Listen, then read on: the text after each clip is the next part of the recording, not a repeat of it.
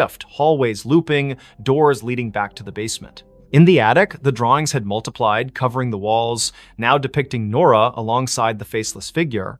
Her recorder played her own voice, screaming, though she hadn't opened her mouth. Desperate, she smashed a boarded window, crawling into the thorn-choked yard. The cries followed, now outside, circling her. She stumbled to her car, driving to the motel, but the rearview mirror showed Anna's face, her eyes hollow, her mouth a gaping smile. Nora swerved, nearly crashing, and the face vanished. The next day, she returned with a priest, Father Daniels, who paled at the house's threshold. "This isn't a haunting," he whispered. "It's a trap." He sprinkled holy water, but it hissed, evaporating on the floor. The cries erupted, shaking the walls, and the priest fled, clutching his cross. Nora stayed, recording one last episode. "Whatever took the Millers is still here. It wants me too." That night, Nora vanished. Her car was found at 9 Hollow Road, her recorder inside, playing a loop of a child's cry and her own screams. The house was empty, the drawings gone, but neighbors reported lights in the attic. A new family moved in months later, unaware of the history. Their daughter found a shoe in the attic, Nora's stained with something red.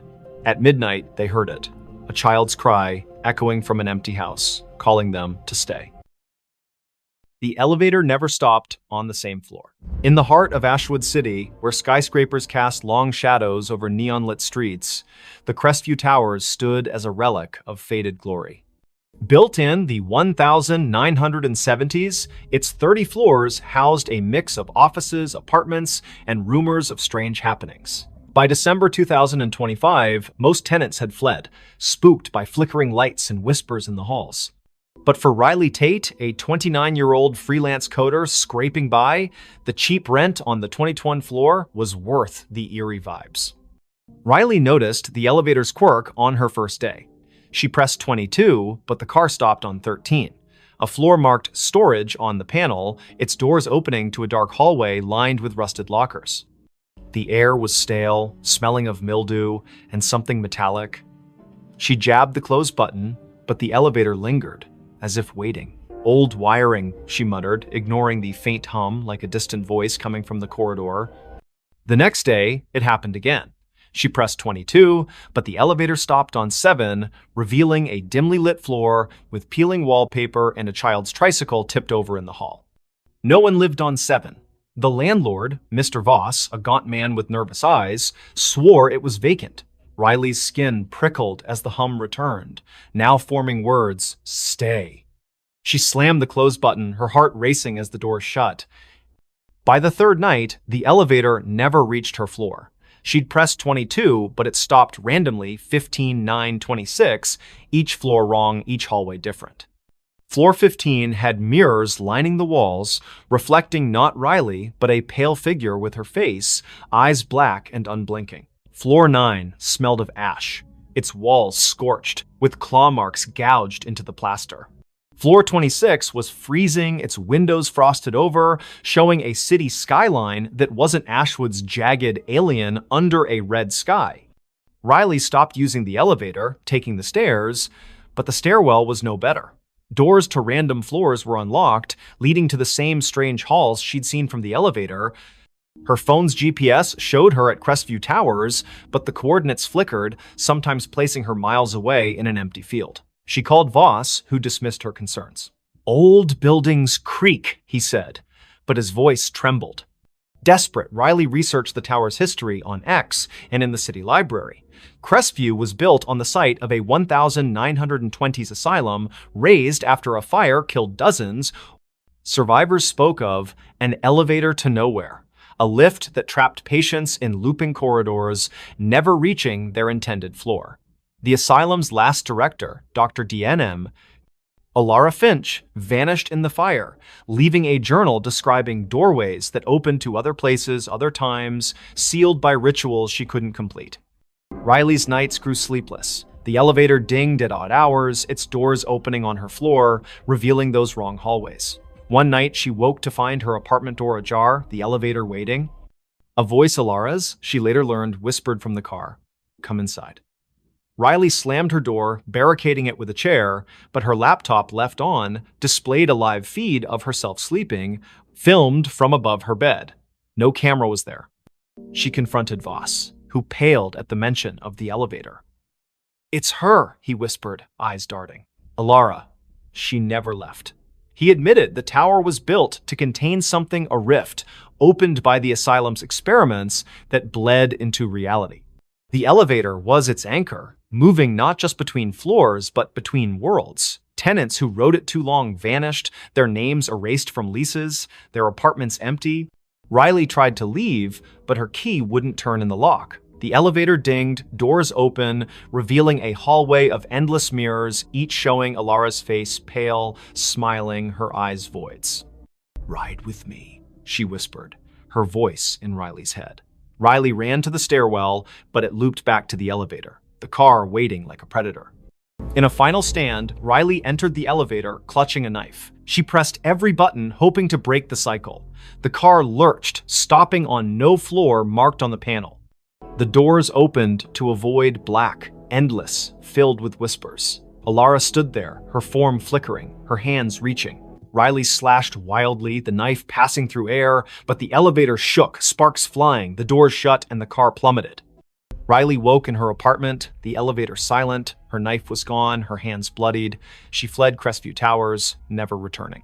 The landlord reported her missing, but her apartment was empty, her name gone from the lease. Months later, a new tenant rode the elevator to 22. It stopped on 13, the doors opening to a hallway where Riley stood, her eyes black, whispering, "Stay." The elevator still runs in Crestview Towers, never stopping on the same floor twice. Tenants avoid it, but some nights it calls, its ding echoing through empty halls, inviting the unwary to ride where no one returns. Knock from the invisible. In the remote village of Thornwick, nestled deep in the fog-drenched valleys of upstate New York, the old Whitaker cottage stood alone at the edge of Blackthorn Woods. Its clapboard walls sagged, and its windows were clouded with grime, yet it drew Clara Wren, a 32-year-old writer seeking solitude to finish her novel. In January 2026, she rented the cottage, ignoring the locals' warnings about its history. "People don't stay long," the grocer said, his eyes darting to the woods. "It knocks, and then it takes." Clara dismissed it as folklore. The cottage was perfect, isolated, cheap, with a stone fireplace and a view of snow-laden pines. She unpacked her laptop, notebooks, and a thermos of coffee, settling into a rhythm of writing by day and stoking the fire by night. But on her third night, as a storm howled outside, she heard it, 3 sharp knocks on the front door. The sound was deliberate, heavy like a fist on wood. She froze, her pen hovering over the page. The door was locked, the windows shuttered. She called out, "Who's there?" No answer. The wind screamed, but the knocks came again, 3, slow, from the door. Clara grabbed a flashlight and peered through the peephole. Nothing but swirling snow. She opened the door, heart pounding, but the porch was empty, the snow undisturbed, no footprints, no tracks. The knocks returned the next night, now from the bedroom wall. 3, always 3, rhythmic and insistent. Clara checked every inch of the cottage attic, crawl space, even under the floorboards. Nothing. Her phone had no signal, the Wi-Fi dead. She drove to town, asking about the cottage's past. The librarian, an elderly woman named Mrs. Hale, paled. "The Whitakers," she whispered. "They built it in 1890. All 5 vanished by 1893. Neighbors heard knocking before each one disappeared. They called it the Invisible." Clara scoffed but bought salt and sage, sprinkling the former around doors and burning the latter, as Mrs. Hale suggested. That night, the knocks moved to the ceiling, louder, shaking dust from the beams. "Let me in," a voice whispered, soft and genderless, seeping from the walls. Clara's flashlight caught movement, a shadow darting across the room, formless yet heavy like a weight in the air. She screamed, barricading herself in the bathroom, but the knocks followed, now inside the mirror, the glass rippling like water. She found a diary under a loose floorboard the next day, its pages brittle, written by Eliza Whitaker. "The invisible comes at night," it read. "It knocks to be let in, but it's already here. It wants a vessel." The last entry was scrawled, "I let it in. God forgive me. Clara's hands shook. The diary mentioned a ritual salt and blood to banish it, but warned of a cost. It takes what you love most.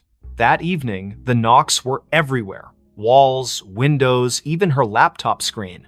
The air grew thick, smelling of wet earth and decay. Clara's flashlight died, and the fire dimmed, casting shadows that moved against the light's logic.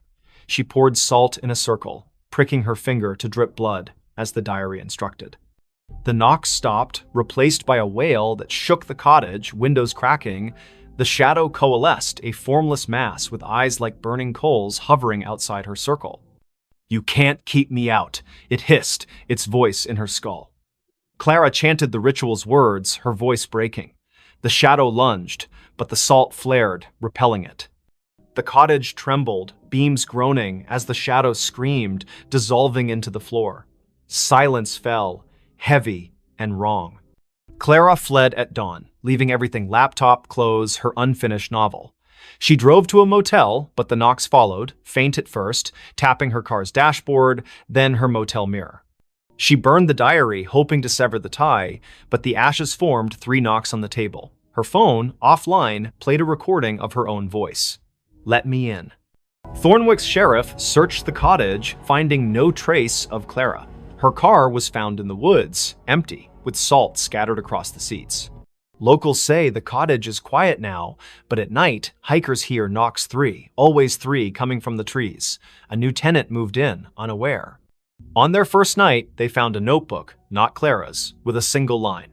"It's already inside." By morning, they were gone, and the knocks began again, waiting for the next to answer. The woman smiled at her own grave. In the fog-choked town of Grayvale, where the cemetery on Hollow Hill was older than the church itself, the gravestones told stories no one dared repeat. It was March 2026 when Elise Carver, a 30-year-old archivist, arrived to catalog the town's records for a university project. Grayvale's library was a treasure trove of crumbling ledgers, but it was the cemetery that drew her a maze of moss-covered stones, some dating back to the 1700s. Locals avoided it, whispering of a woman seen wandering among the graves, smiling at one in particular. Elise, ever the skeptic, dismissed the tales as rural superstition. She set up in a rented room above the town's only inn, her nights filled with dreams of fog and footsteps. Her first visit to the cemetery was uneventful, her camera snapping photos of weathered epitaphs under a gray sky. But one grave stood out: Margaret Vane, 1894, 1924, taken by the mist. The stone was pristine, untouched by time, its inscription sharp. Elise's fingers brushed it, and a chill sank into her bones, though the air was still. That night, her photos wouldn't load. The camera's screen flickered, showing not the cemetery, but a woman pale, with dark hair and a smile that stretched too wide, standing before Margaret's grave. Elise's heart pounded. She hadn't seen anyone there. She deleted the image, but her laptop crashed, rebooting to a desktop wallpaper of the same woman smiling directly at her. The innkeeper, Mrs. Dowell, noticed Elise's unease at breakfast. "You've been to Hollow Hill," she said, her voice low. "Don't go back. Margaret doesn't like visitors." She spoke of 1924, when Margaret Vane, a recluse, was found dead in her home, smiling, with no cause of death. Days before, she'd been seen at her own grave, digging in the dirt, her smile unnerving witnesses. Since then, those who lingered at her grave vanished, their names added to the cemetery's mistaken stones. Elise, stubborn, returned to the cemetery. The fog was thicker, curling like fingers around the graves. She found Margaret's stone again, now surrounded by fresh dirt, as if someone had dug and refilled it. Her camera clicked, but the lens caught a shadow moving behind her, a woman, her dress tattered, her smile a slash of white. Elise spun, finding nothing but fog. Her recorder, left running, picked up a whisper: "You're mine." Back at the inn, Elise's dreams turned vivid. Margaret stood at her grave, smiling, her eyes black voids. "Join me," she mouthed, her voice echoing in the room. Elise woke to find her window open, fog seeping in, and her camera full of new photos. Her sleeping, her walking, her standing at the grave, Margaret always behind her, smiling. She burned sage, a trick from her mother, but the smoke formed Margaret's face, grinning. Desperate, Elise scoured the library. A 1924 journal hidden in a locked drawer told of Margaret's pact with the mist, a ritual to cheat death, binding her soul to the cemetery. She'd smile at her grave to seal the bargain, trapping others to sustain her. Each victim's name appeared on a new stone, their bodies never found. Elise's name was scribbled in the journal's margin in her own handwriting, though she'd never touched it. That night, the fog invaded the inn. Elise's door wouldn't lock, her phone dead. She fled to the cemetery, hoping to break the cycle. Margaret's grave was open, a yawning pit. Inside, bones gleamed, and a mirror lay propped against the dirt, reflecting not Elise, but Margaret, smiling, her hands reaching through the glass. "Stay forever," she whispered, her voice in Elise's skull. Elise smashed the mirror, shards cutting her hands. The fog screamed, the grave collapsing, burying the bones. She ran, the town blurring past, until she reached a gas station miles away.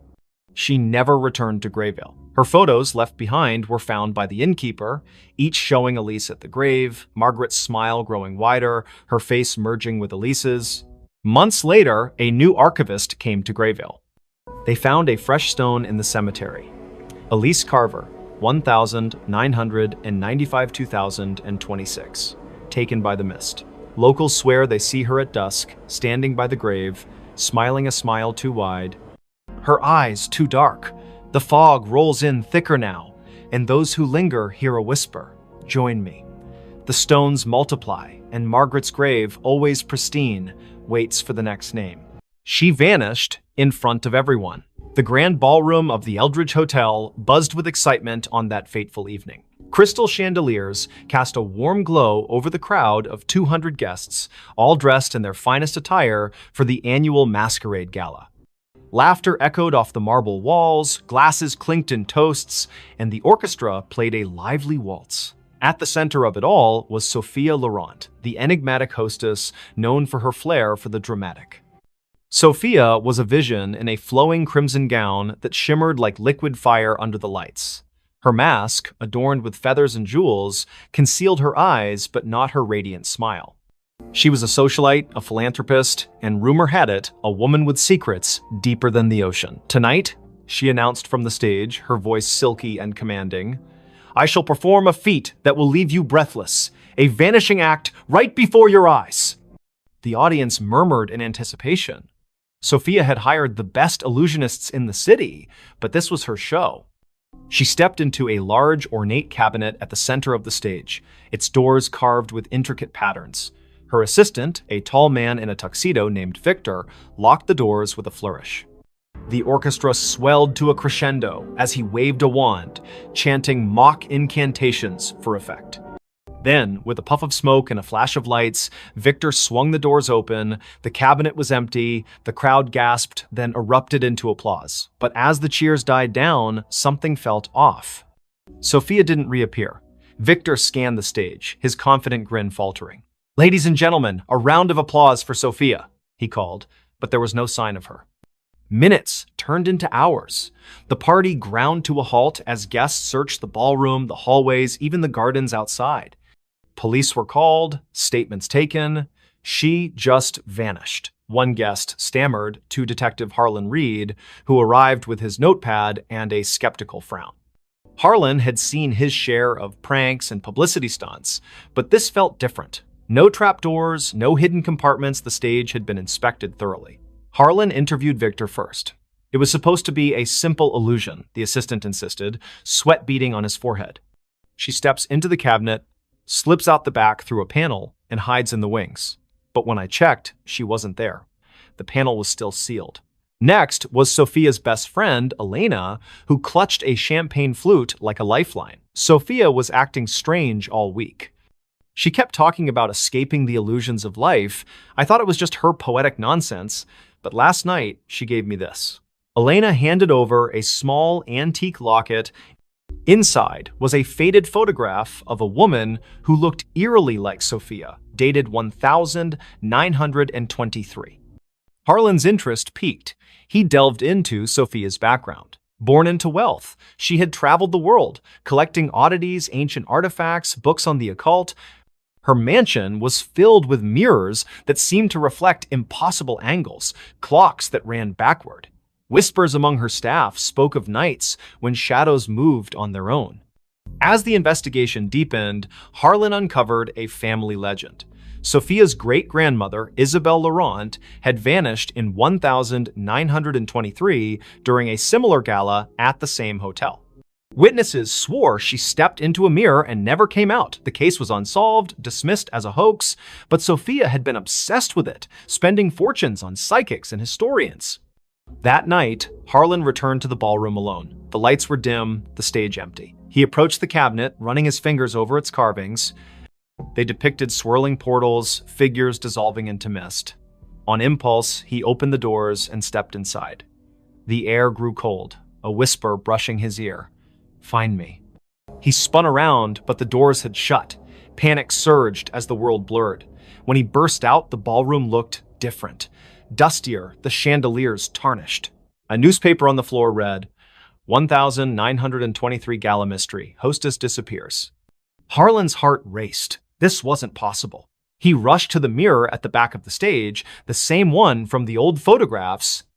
In its reflection, he saw not himself, but Sophia, her hand outstretched. "The veil is thin here," her image mouthed silently. "I've been waiting." Sophia's vanishing wasn't an act, it was a curse.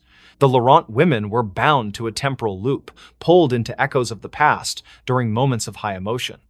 Isabel had discovered it first, trying to break free but trapping herself. Sophia, learning the truth, had orchestrated the gala to draw attention, hoping someone would follow. Harlan reached toward the mirror, his fingers passing through like water, reality warped.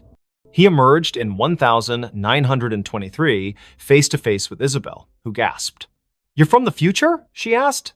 Together, they pieced it together. The cabinet was no ordinary prop, it was a relic from an ancient cult designed to bridge timelines. To escape, one had to anchor themselves with a personal token, the locket. Harlan, with Elena's locket in hand, chanted the incantation inscribed inside. A vortex opened, pulling him back, but he wasn't alone. Sophia materialized beside him, gasping for air, her gown disheveled. Back in the present, the crowd had dispersed, but Elena waited. Sophia embraced her friend, tears streaming. "I saw it all, the past, the echoes. I almost didn't make it back." The police called it a hoax, but those who knew the truth kept silent. Sophia retired from the spotlight, donating the cabinet to a museum with a warning. Some illusions are doors best left closed. Yet, on quiet nights, guests at the Eldridge swear they see a woman in crimson vanishing into mirrors, a reminder that some mysteries defy explanation. And Harlan? He carries the locket always, just in case. That voice never stopped.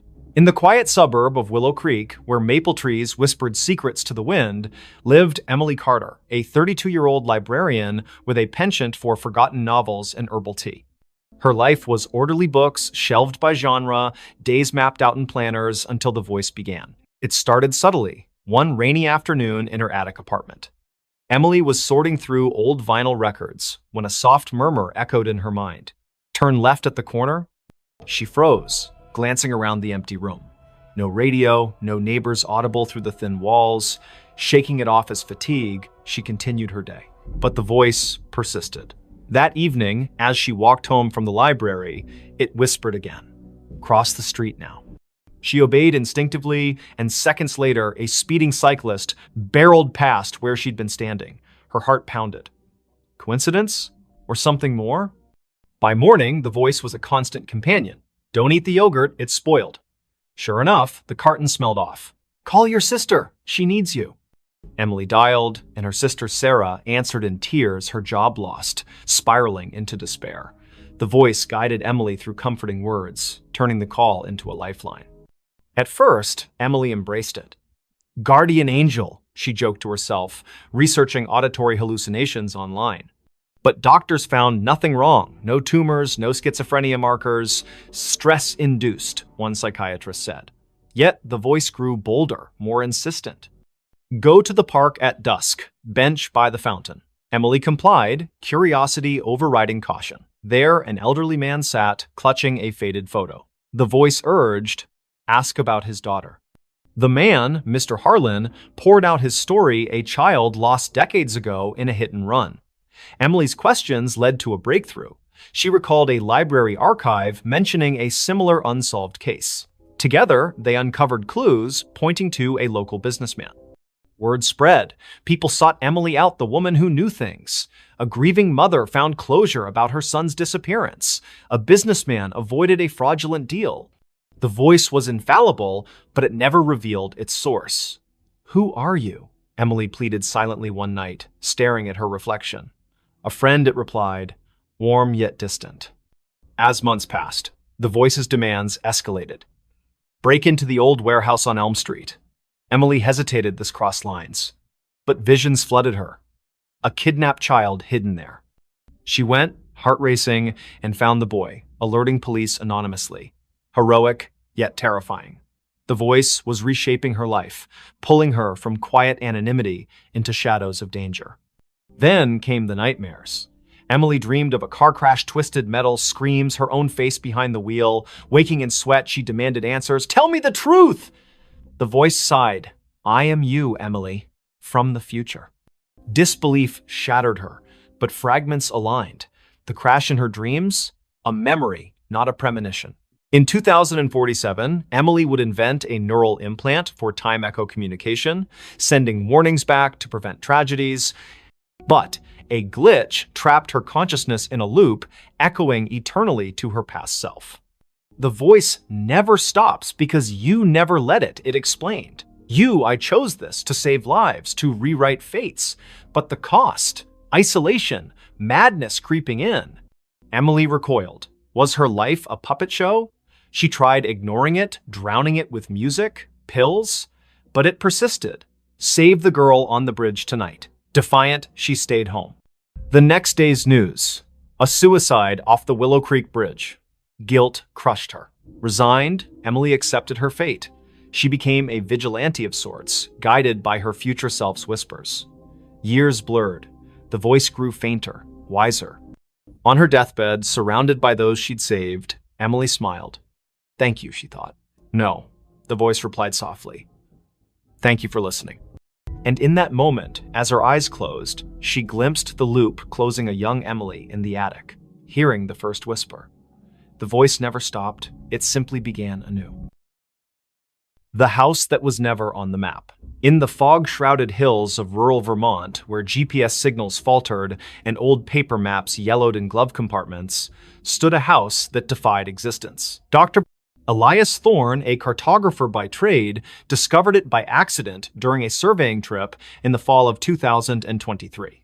His equipment glitched near Blackwood Forest, a blank spot on every digital map, an oversight on the antiques. Curiosity piqued, he hiked through the brambles and emerged at a clearing. There it was, a Victorian mansion, ivy-choked and weathered, its spires piercing the gray sky like accusing fingers. Elias bought it on impulse, dirt cheap from a seller who vanished after the deed was signed. A steal, he told his wife, Mara, and their teenage daughter, Lily. They needed a fresh start after the city had chewed them up. Elias's job loss, Mara's anxiety attacks, Lily's rebellion. The house promised isolation, peace, but from the first night, unease settled like dust. The movers swore the address didn't exist. "You're sure this is it?" one asked, eyeing the overgrown path. Inside, the room smelled of damp earth and forgotten whispers. Elias laughed it off, but Lily found the first anomaly. Her phone's map app showed an empty field where the house should be. "Glitch," she muttered, but zooming in revealed nothing. No streets, no landmarks, just void. That evening, as rain lashed the windows, strange sounds began. Not creaks or groans, but echoes, faint conversations from empty rooms, like recordings of lives long past. Mara heard children's laughter in the attic, though the stairs led to a bricked-up wall. "Imagination," Elias dismissed, burying himself in his maps.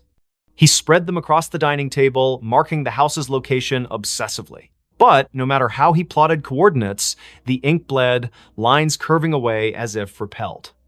Lily explored the basement first.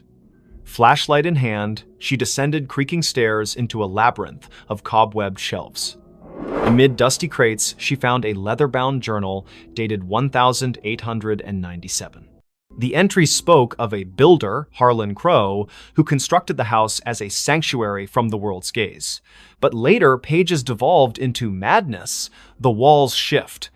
Doors open to nowhere. It hides us from maps, from reality itself. The last entry, we are not alone. The others, they never left. That night, Lily dreamed of shadows peeling from the walls, forming humanoid shapes that whispered her name.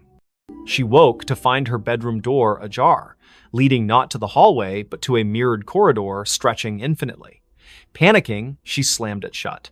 In the morning, it was normal again. Bad dream, she told herself, but bruises on her arms suggested otherwise. Elias noticed changes too. Rooms expanded or contracted overnight. The kitchen, once cozy, now felt cavernous, echoes amplifying every footstep. He measured it, dimensions impossible, defying Euclidean geometry. Non-Euclidean spaces, he murmured, recalling Lovecraftian tales. Mara found solace in the garden, but the flowers wilted under her touch, petals curling like screams. The horrors escalated. One evening, during dinner, the lights flickered. When they stabilized, Lily was gone. Elias and Mara searched frantically upstairs, basement, outside, no trace. But from the vents came her voice, faint and distorted. "Help, it's pulling me in." They tore at wallpaper, revealing older layers beneath, faded drawings of trapped figures, hands pressed against invisible barriers.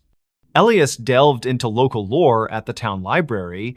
Blackwood Forest had a history of disappearances dating back centuries. Settlers spoke of a fold in the world, a place where reality thinned, swallowing the unwary.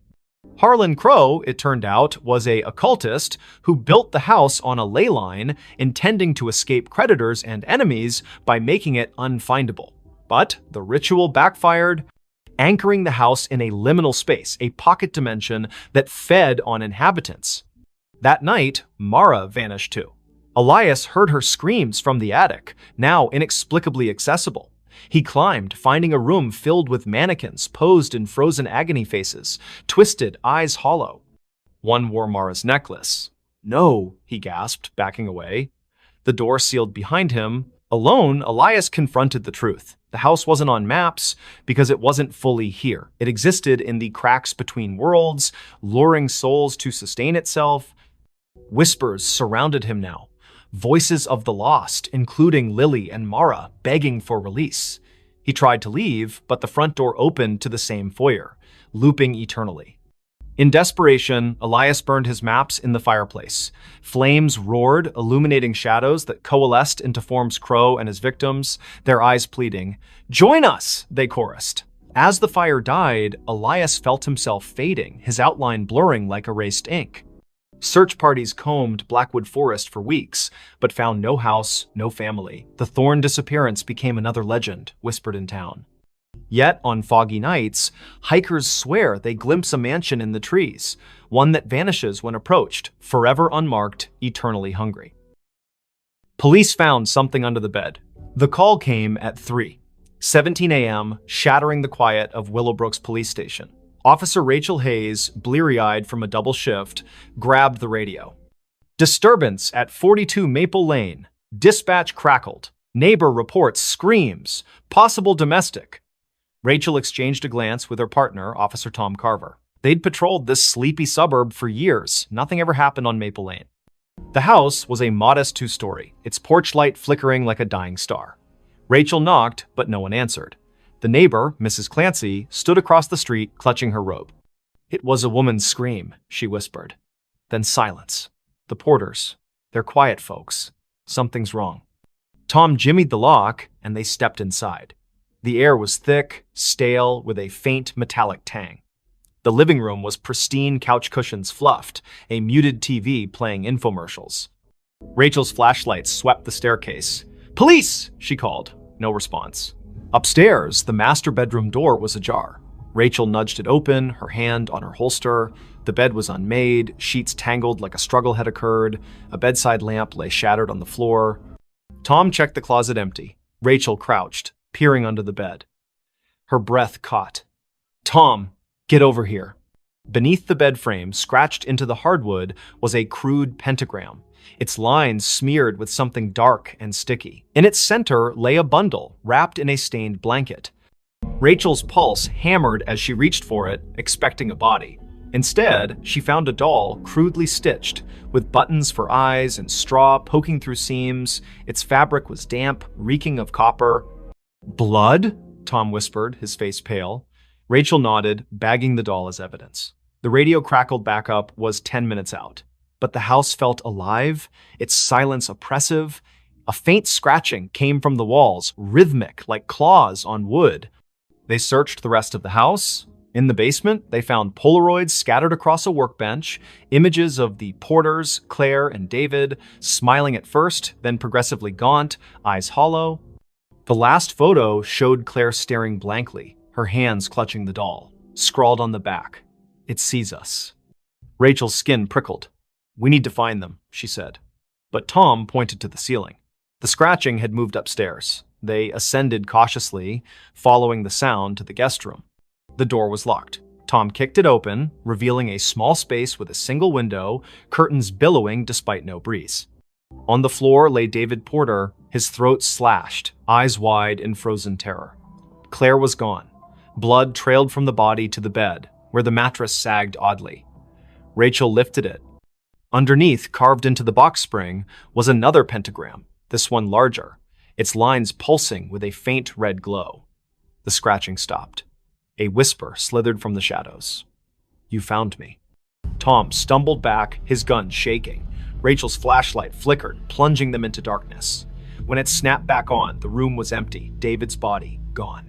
Only the doll remained, now lying in the pentagram's center, its button eyes glinting. "Rachel, we need to go," Tom urged, but she couldn't move. The doll's head twitched, turning toward her. A giggle echoed, high and childlike, though no child lived here.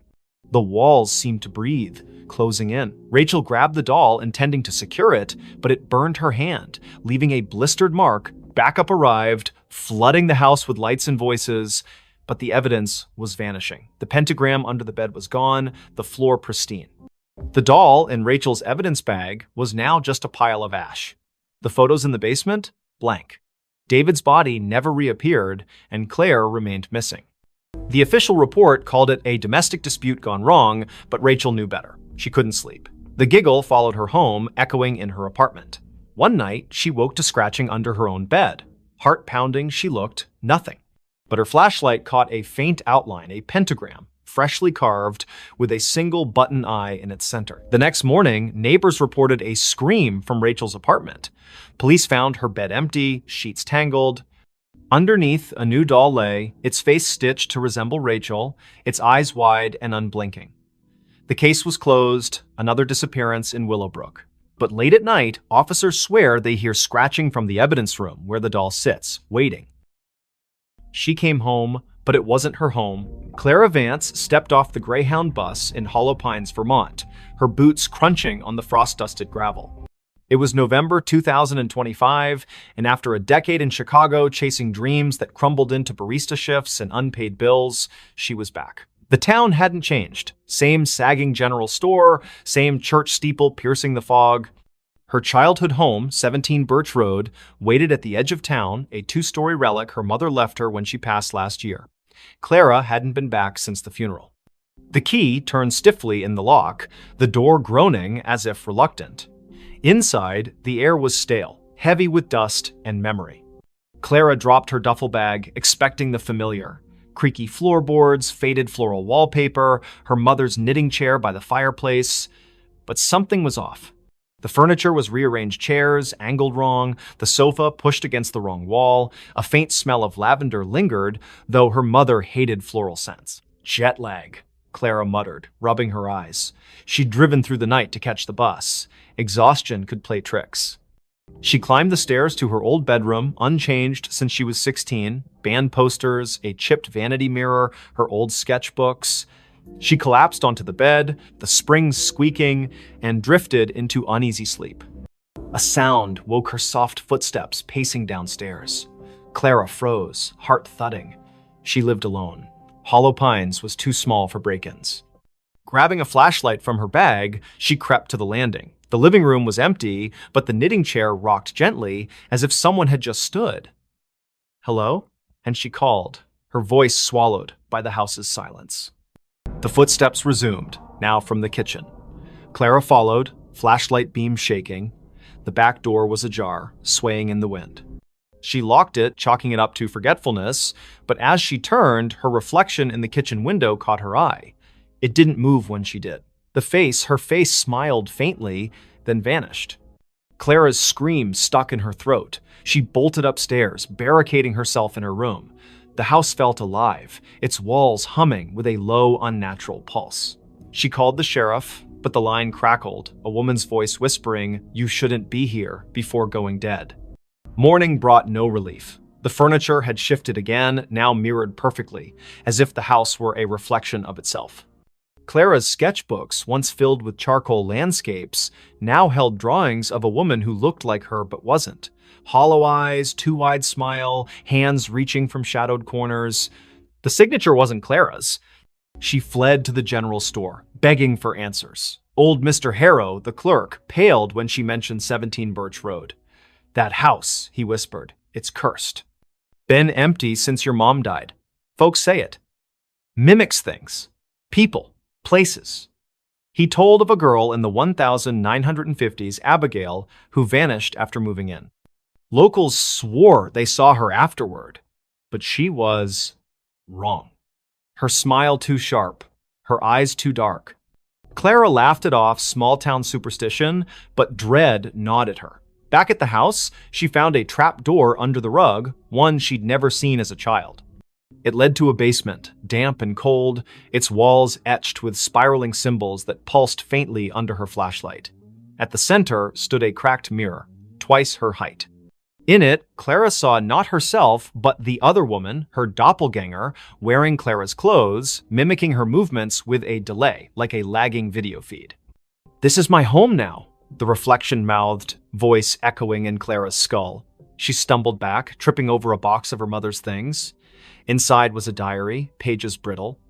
Her mother wrote of the other Clara, a presence that appeared after Clara left for Chicago. "She walks my halls, wears my daughter's face. I locked the mirror, but she's breaking through." Clara's blood ran cold. Her mother hadn't died of a heart attack. She'd been found in the basement, clutching a rosary, eyes wide with terror. The coroner never explained the claw marks on her arm. That night, the house turned hostile. Doors slammed shut, locking Clara in the living room. The doppelganger appeared in every reflective surface: windows, the TV screen, even a spoon on the table each time closer, her smile stretching wider. "Give me your place," she hissed, her voice a distorted echo of Clara's. Desperate, Clara smashed the basement mirror, hoping to sever the connection. Shards flew, but the doppelganger laughed, her form coalescing from the fragments into a physical being. It lunged, cold fingers grazing Clara's throat. She fought back, shoving it into the trapdoor, which slammed shut. The house shook, walls cracking as if enraged. Clara fled, never looking back. She hitchhiked to Burlington, renting a motel room. But the nightmare followed. Her reflection in the bathroom mirror flickered, showing the doppelganger's face. On her phone, photos of Hollow Pines showed a house that wasn't there, an empty lot where 17 Birch Road should be. Weeks later, a new family moved into a vacant house on Birch Road. They found Clara's duffel bag, her sketchbooks, but no Clara.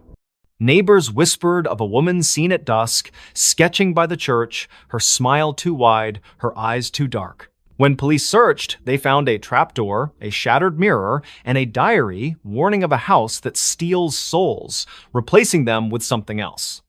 Clara was never found. But in Hollow Pines, they say she still walks, trying to come home to a house that was never hers. That night, the mirror started talking.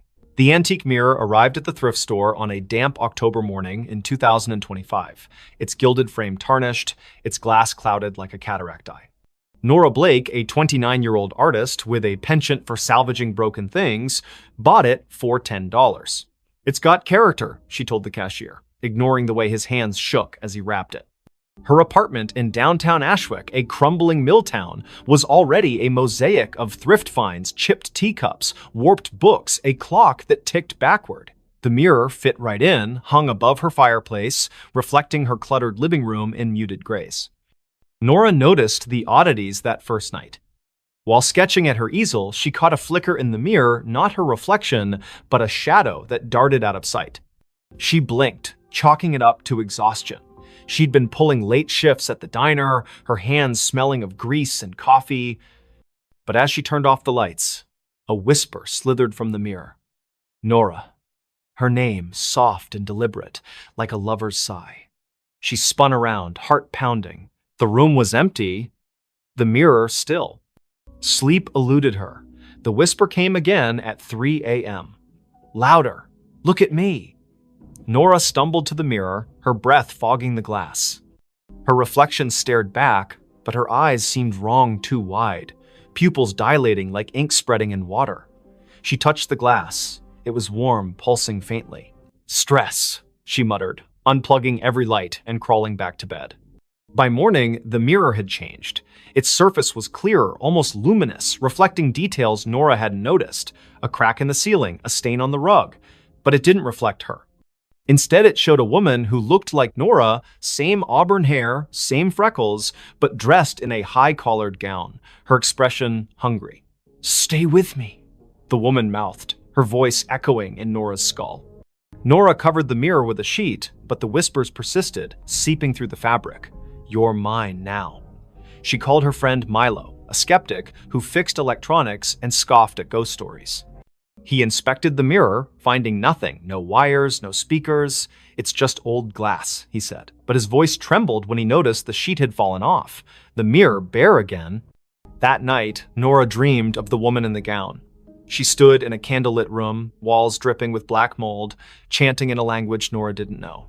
The woman's hands reached through the dream, clawing at Nora's chest. She woke gasping, claw marks burning across her ribs. The mirror glowed faintly, the woman's face pressed against the glass from the inside, smiling. Nora researched the mirror's origins. The thrift store had no records, but an old newspaper clipping mentioned a similar mirror owned by Evelyn Crane, an Ashwick heiress who vanished in 1892. Locals claimed Evelyn practiced witchcraft, trapping souls in reflective surfaces to cheat death. Her mansion burned down, but the mirror survived, passing through estate sales, each owner meeting misfortune, suicides, disappearances, madness. Desperate, Nora tried to destroy the mirror. She swung a hammer, but the glass didn't crack. The blow reverberated, knocking her back. The woman's laughter filled the room, sharp and gleeful. You can't break me. Objects began moving, books slid off shelves, teacups shattered. The mirror's reflection showed not her apartment, but Evelyn's charred mansion, its walls alive with writhing shadows. Milo returned, pale but determined, with a priestess from a local Wiccan group. She burned sage, chanting protections, but the air grew heavy, the temperature plummeting. The mirror pulsed, and Evelyn's voice boomed. This is my vessel. The priestess screamed, blood trickling from her nose, and fled. Milo stayed, gripping Nora's hand. We burn it, he said. They doused the mirror in gasoline, but the flames wouldn't catch. Instead, the mirror's surface rippled, and Evelyn stepped out, her form solidifying, gown pristine, eyes black voids. Nora and Milo ran, but the apartment's doors locked, windows sealed. Evelyn's laughter chased them, her footsteps heavy. You invited me in, she taunted, her fingers brushing Nora's neck, cold as frostbite. In a final stand, Nora faced the mirror, staring into Evelyn's eyes. Take me, but leave him, she pleaded. The mirror flared, and Nora felt herself pulled inside, her body dissolving into light. She saw Evelyn's memories, betrayals, rituals, a desperate pact with something ancient. Then, darkness. Milo woke in the apartment, alone. The mirror was gone, the wall bare. Nora's sketchbooks lay open, filled with drawings of Evelyn's face. Police searched, but Nora was another Ashwick disappearance. Milo kept quiet, fearing disbelief, but he never returned to the apartment. Months later, a new tenant hung a cheap mirror above the fireplace. That night, it whispered, "Look at me." And in its reflection, Nora's face appeared, her eyes too wide, her smile not her own. The final note before disappearing. In the sleepy coastal town of Greyhaven, where the Atlantic's waves whispered secrets to the cliffs, the old lighthouse on Widow's Point stood abandoned. Its beacon hadn't spun since 1987, when keeper Amos Reed vanished, leaving only a cryptic note in the logbook. The song calls. I must answer. Locals avoided the place, claiming the wind carried eerie melodies at night. But for Lena Harper, a 34-year-old composer with a faltering career, the lighthouse was a last chance to find inspiration. Lena arrived in October 2025, renting a cottage near the cliffs. Her symphony, meant to revive her reputation, was due in a month, but her mind was blank.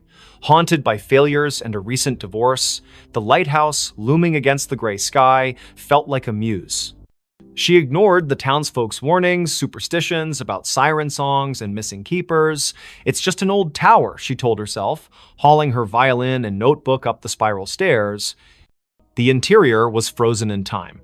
Rusted lanterns, a cracked logbook, and a gramophone in the keeper's quarters, its needle poised over a warped record. Lena set up her recorder, hoping to capture the ocean's rhythm for her score. That night, as fog smothered the coast, she played her violin, the notes echoing off the stone walls.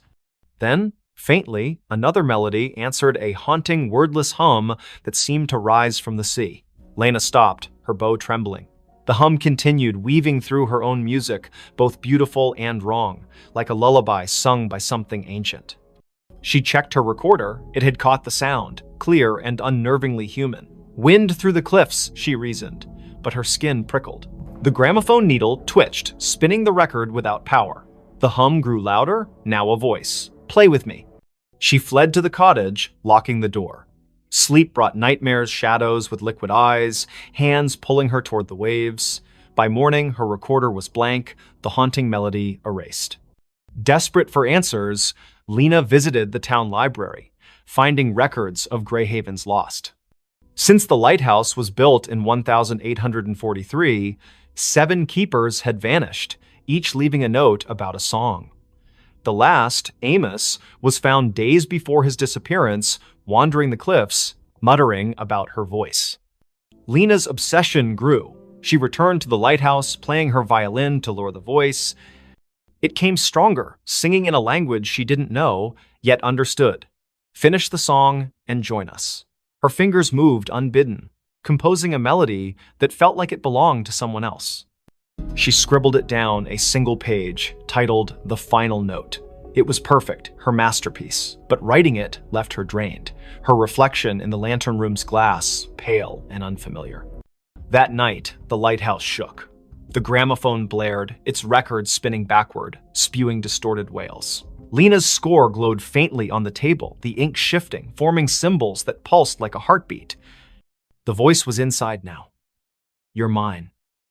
Shadows slithered from the walls, their forms humanoid but fluid, eyes glinting like oil slicks. They circled her, humming her own melody. Lena ran, but the stairs looped endlessly, each turn bringing her back to the lantern room.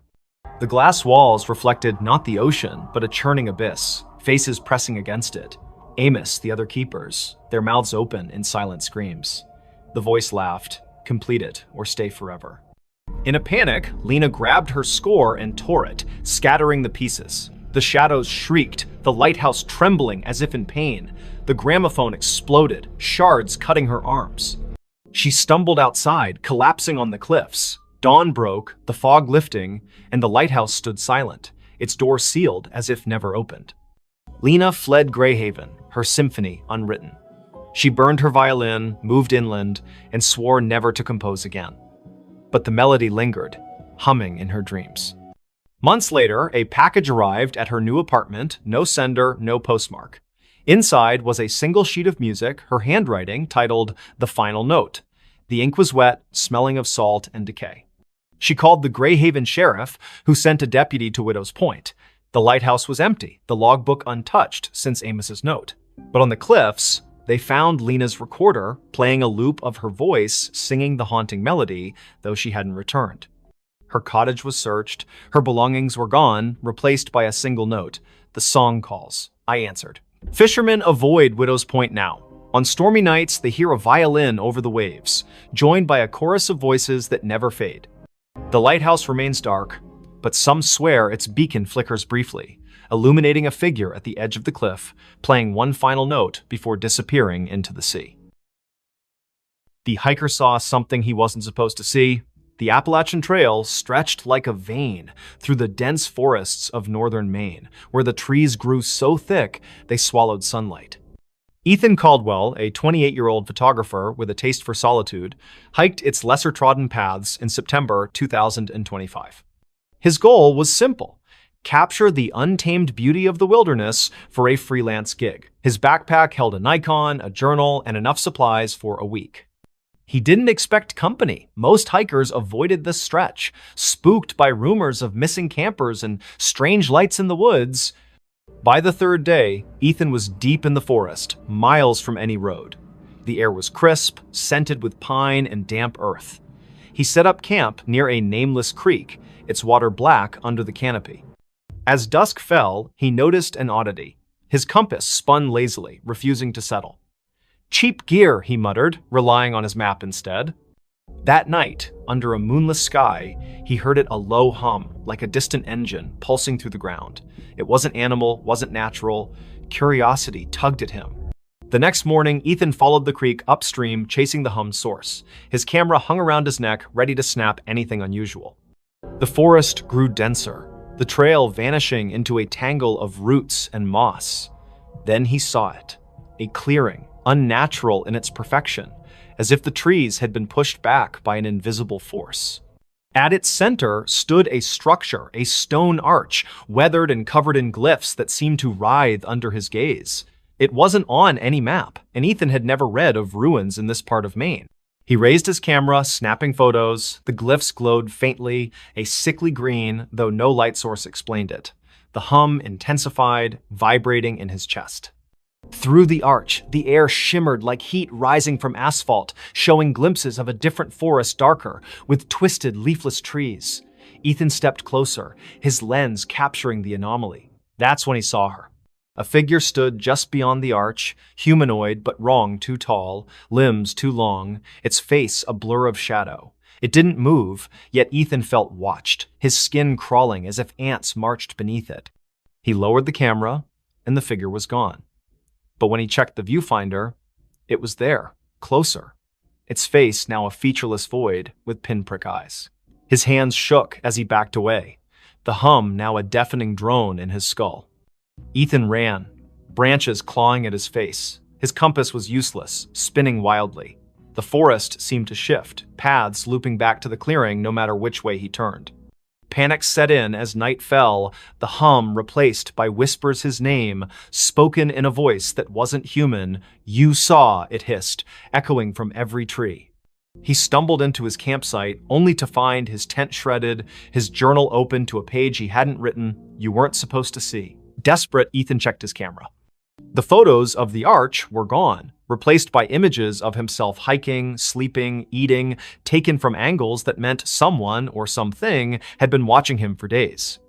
The last photo showed him standing before the arch, the figure behind him, its long fingers brushing his shoulder. He hadn't felt a thing. He fled toward the nearest ranger station, 20 miles south, using the stars to navigate. But the forest fought him. Roots tripped him, shadows moved against the wind. At dawn, he found a stream and followed it, hoping for salvation. Instead, it led back to the clearing. The arch loomed larger now, the glyphs pulsing red. The figure stood within, motionless, its void face fixed on him.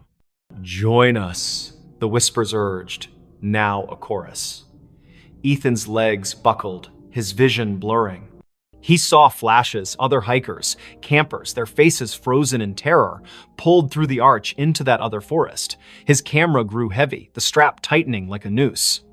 He tore it off, smashing it against a rock. The whispers screamed, the arch flaring bright enough to burn his eyes. Ethan ran blindly, collapsing hours later near a logging road. A trucker found him, incoherent, babbling about an arch and eyes in the dark. Rangers searched, but found no clearing, no structure. Ethan's camera was gone, his journal blank except for that one scrawled note. Doctors diagnosed exposure and trauma, but Ethan knew better. He moved to a city, avoiding forests, but the whispers followed, faint at first, growing louder each night. You can't unsee. Months later, a hiker found a single photo wedged in a tree on the Appalachian Trail, a grainy shot of Ethan standing before a stone arch, his face pale, eyes wide. Behind him, a figure loomed, its fingers on his shoulder. The hiker burned the photo, fearing it would follow him too.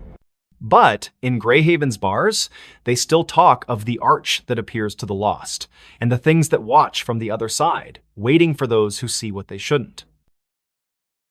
The phone rang, but it wasn't plugged in. In the small town of Coldwater, Maine, where winter clung to the streets like a bad memory, Sarah Klein moved into the old duplex on Sycamore Street in December 2025. She was 31, a graphic designer fleeing a toxic relationship and a city that felt suffocating. The duplex was cheap, its faded wallpaper and sagging floors a small price to pay for solitude. The landlord, a nervous man named Mr. Greeley, handed her the keys with a warning. Don't mind the quirks, old houses creak. Sarah nodded, eager to unpack and start over. The first quirk appeared on her second night. She was sorting boxes in the living room when the phone rang, a shrill, brassy jangle from an ancient rotary phone on the kitchen counter. Sarah froze. The phone's cord dangled unplugged, its end frayed and caked with dust. She approached it, the ringing growing louder, insistent. Hesitating, she lifted the receiver. Static crackled. Then a voice, low, garbled, neither male nor female, whispered, "You're not supposed to be here." The line went dead, the phone cold in her hand. Sarah checked the cord again. No outlet, no connection. She laughed nervously, blaming stress. She'd been sleeping poorly, haunted by dreams of her ex's voice echoing in empty rooms. She unhooked the receiver and placed it in a drawer, determined to ignore it, but the next night it rang again, the sound muffled from inside the drawer. Sarah's heart thudded as she opened it. The receiver was back on the cradle, the phone unplugged. "Leave," the voice hissed when she answered. Sharper this time, like it was closer. She called Mr. Greeley, who chuckled uneasily. "That old thing? Been dead for years. Probably faulty wiring. He promised to send an electrician, but no one came." Sarah tried to focus on work, sketching logos on her tablet, but the phone rang every night at 3:13 a.m., each call more menacing. "Get out, or stay forever," it warned, the static now laced with faint screams. She stopped answering, but the ringing grew louder, vibrating through the walls. Desperate, Sarah dug into the duplex's history. The town library's archives revealed a grim past. In 1974, the previous tenant, Margaret Hale, vanished after neighbors reported hearing her scream during a storm. Her belongings were found untouched, except for a rotary phone unplugged with a note beside it. "It won't stop." Other tenants had fled over the decades, citing noises and bad feelings. A man in 1992 claimed the phone spoke his name before he disappeared. Sarah's dreams worsened. She saw Margaret, pale and eyeless, standing in the kitchen, dialing the rotary phone with skeletal fingers. In the dreams, the walls bled, and the voice from the phone chanted, "Join us." Waking, Sarah found scratches on her arms, as if she'd clawed herself. She bought a new phone, a modern cordless one, but it too rang at 3:13 a.m., unplugged, spitting the same garbled voice. She tried to leave, packed a bag, booked a motel, but the duplex's doors wouldn't open, locks jammed, windows stuck, her car keys vanished, reappearing on the kitchen counter beside the rotary phone. In a panic, she smashed the phone with a hammer. The plastic cracked, but the ringing continued, now emanating from the walls, the floor, her own skull. "You can't break me," the voice laughed. Sarah turned to the internet, posting on X about haunted phones in Coldwater. A local, @Maine Mysteries, replied with a thread about Sycamore Street. The duplex was built on a forgotten burial ground, desecrated in the 1800s. Mediums had visited, claiming a presence, something old, something angry, trapped souls of those who lived there, using the phone as a conduit. The thread ended abruptly. The user hadn't posted since. That night, the ringing was deafening. Sarah, sleepless and fraying, answered. The voice was clear now, almost her own. "Look behind you." She spun, seeing nothing but shadows. But in the hallway mirror, A figure stood Margaret, her face a rotting mask, her hands reaching through the glass. Sarah screamed, dropping the receiver. The lights flickered, and the air grew heavy, smelling of wet earth and decay. She barricaded herself in the bedroom, but the walls pulsed, whispering her name. The phone, shattered, reassembled itself on her nightstand, ringing relentlessly. In a final act of defiance, Sarah burned sage, chanting prayers she half remembered from childhood. The ringing stopped, replaced by a howl that shook the duplex. The mirror cracked, and Margaret's form lunged, cold fingers grazing Sarah's throat. Sarah blacked out. She woke at dawn, sprawled on the kitchen floor, the phone silent, its cord still unplugged. The doors opened easily now. She fled, leaving everything behind.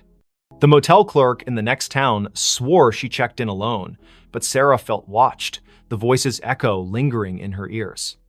Weeks later, a new tenant moved into the duplex. They found a rotary phone, pristine, on the counter. That night, it rang, unplugged, whispering a new name.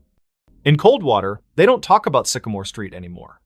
But those who pass the duplex at 313 A hear it, a faint brassy jangle, and a voice that begs, "Answer me." They dug up the backyard. In the quiet suburb of Elmwood, where picket fences and manicured lawns defined normalcy, the Hargrove family moved into 23 Oak Lane in the spring of 2025. The house was a steal, a charming craftsman with a sprawling backyard, snapped up after the previous owners vanished without a trace.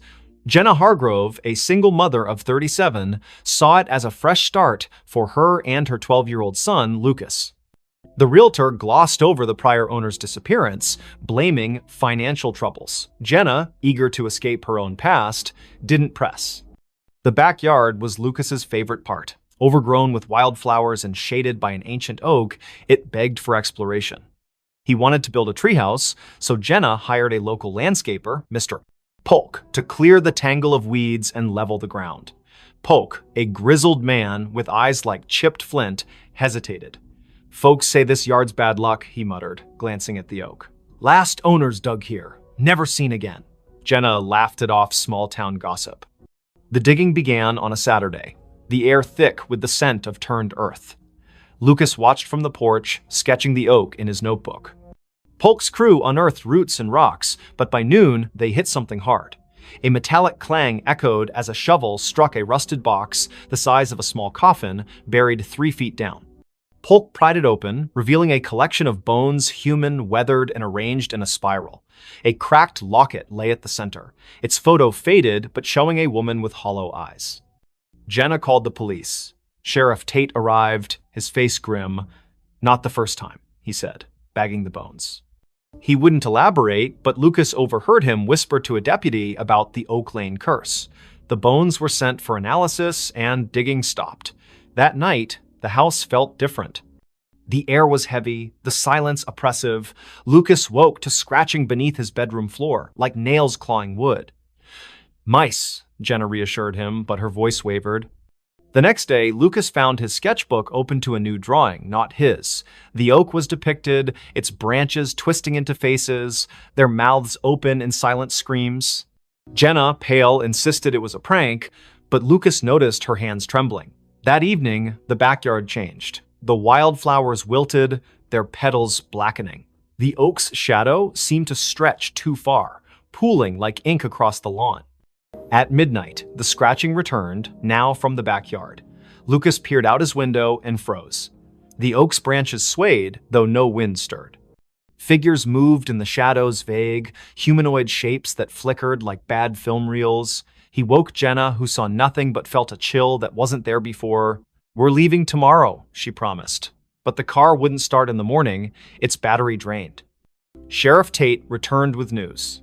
The bones were over a century old, likely from a family that lived on the land in the 1870s. They'd vanished after digging a well under the oak, leaving behind rumors of a deal with something in the earth. The locket's photo matched a missing woman, Eliza Marrow, rumored to have practiced rituals to bind the land. Tate warned Jenna to stay out of the backyard, but Lucas couldn't resist. He sneaked out at dusk, drawn to the oak. The ground where the box was found had shifted, forming a shallow pit. Inside, the locket lay again, open, its photo now clear Jenna's face, not Eliza's. Lucas screamed, dropping it, the ground pulsed, and a voice whispered from the pit, "You dug too deep!" Jenna found him, dragging him inside. The house locked itself, doors jammed, windows sealed. The scratching became a pounding, shaking the walls. Shadows oozed from the floorboards, forming shapes with too many limbs, their eyes glinting like wet stones. "Give us the boy," they hissed, their voices a chorus of gravel and wind. Jenna clutched Lucas, barricading them in the bathroom. She burned sage, a trick from her grandmother, but the smoke curled into symbols matching those on the locket. The shadows laughed, their forms pressing against the door. In desperation, Jenna grabbed a kitchen knife and carved a circle around them, chanting half-remembered prayers. The pounding stopped, but the air grew colder, the shadows retreating to the backyard. At dawn, the doors opened. Jenna and Lucas fled to a motel. Sheriff Tate searched the house, finding nothing. No locket, no pit, just fresh dirt under the oak, as if untouched. The Hargroves never returned. The house was sold again to a young couple who ignored the rumors. They started digging for a garden, and the oak's shadow grew longer. Weeks later, a neighbor reported screams from 23 Oak Lane. Police found the couple's car running, doors open, but no trace of them.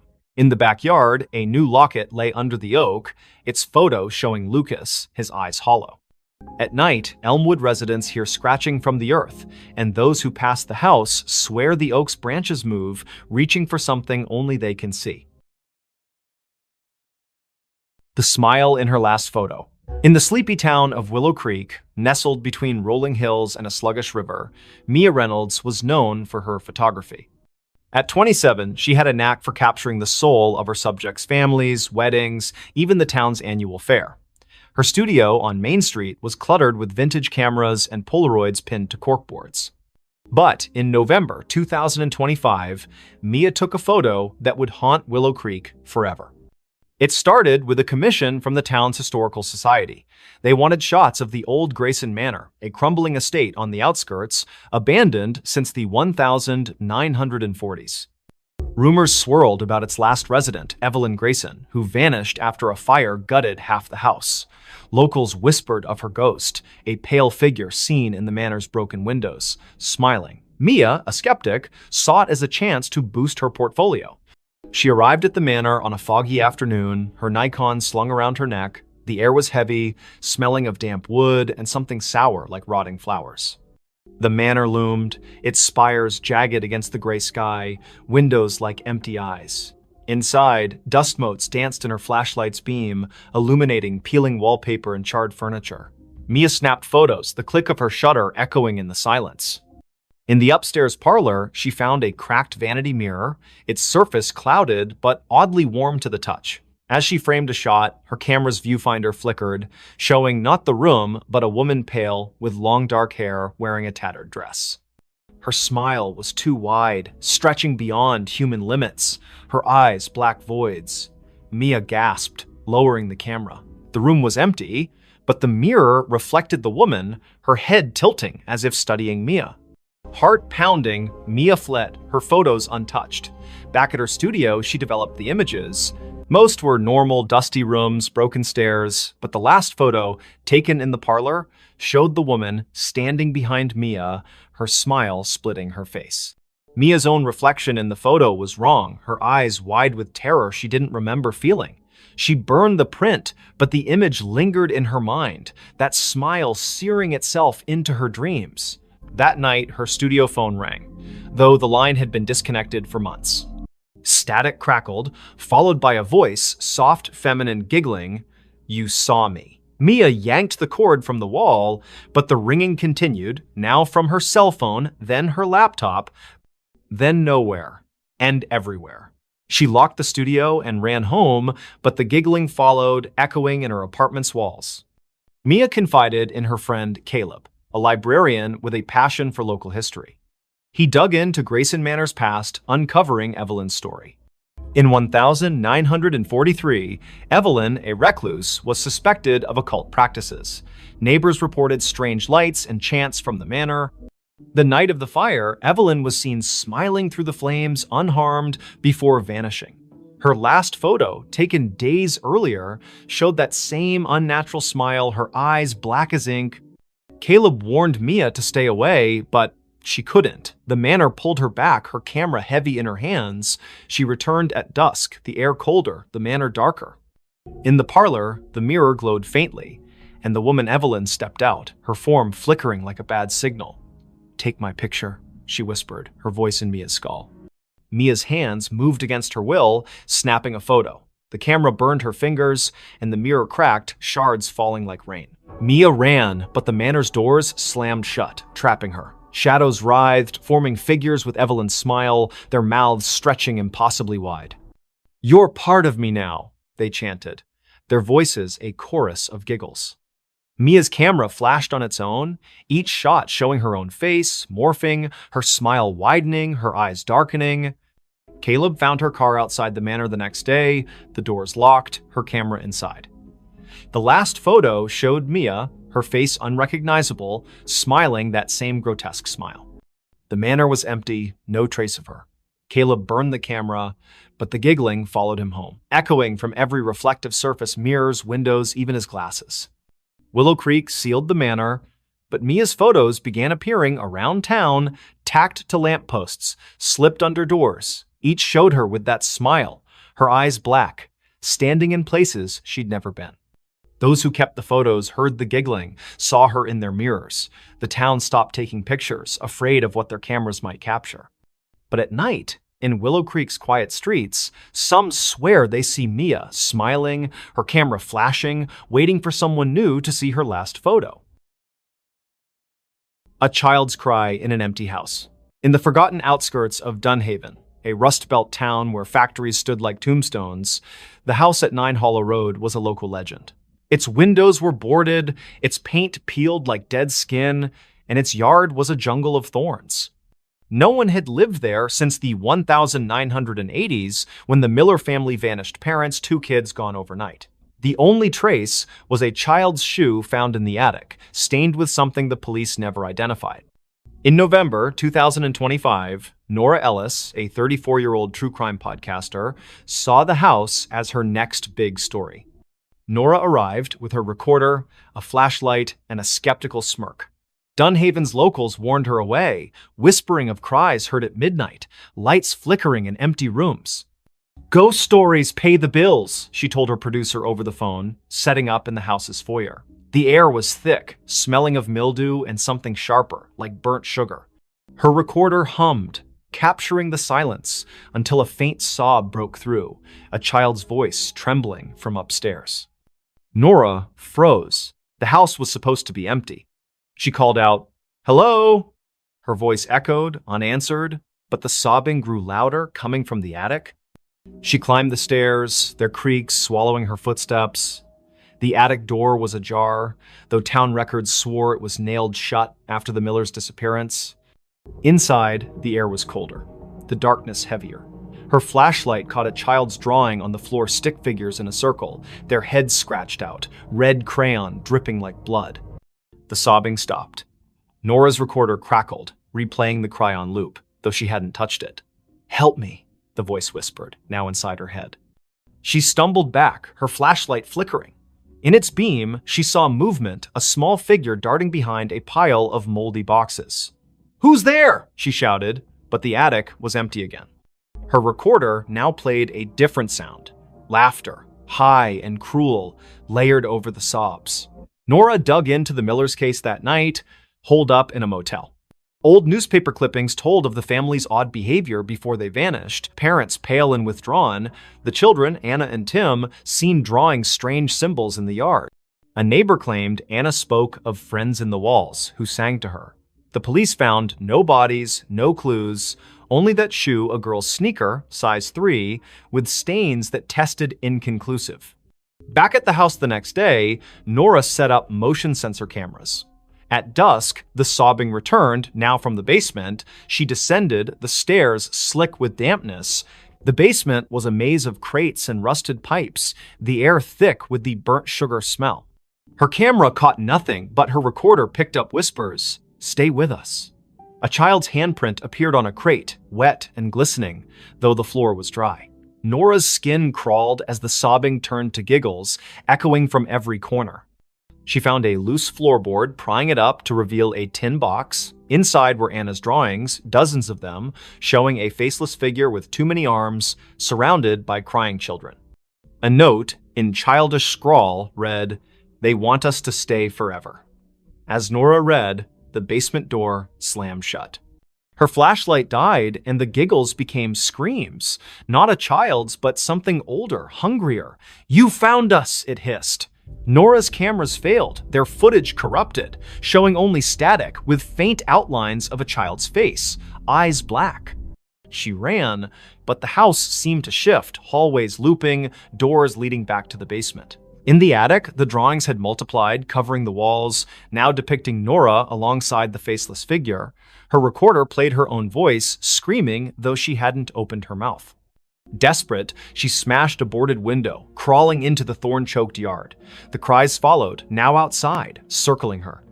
She stumbled to her car, driving to the motel, but the rearview mirror showed Anna's face, her eyes hollow, her mouth a gaping smile. Nora swerved, nearly crashing, and the face vanished. The next day, she returned with a priest, Father Daniels, who paled at the house's threshold. "This isn't a haunting," he whispered. "It's a trap." He sprinkled holy water, but it hissed, evaporating on the floor. The cries erupted, shaking the walls, and the priest fled, clutching his cross. Nora stayed, recording one last episode. "Whatever took the Millers is still here. It wants me too." That night, Nora vanished. Her car was found at 9 Hollow Road, her recorder inside, playing a loop of a child's cry and her own screams. The house was empty, the drawings gone, but neighbors reported lights in the attic. A new family moved in months later, unaware of the history. Their daughter found a shoe in the attic, Nora's stained with something red. At midnight, they heard it, a child's cry echoing from an empty house, calling them to stay. The elevator never stopped on the same floor. In the heart of Ashwood City, where skyscrapers cast long shadows over neon-lit streets, the Crestview Towers stood as a relic of faded glory. Built in the 1970s, its 30 floors housed a mix of offices, apartments, and rumors of strange happenings. By December 2025, most tenants had fled, spooked by flickering lights and whispers in the halls.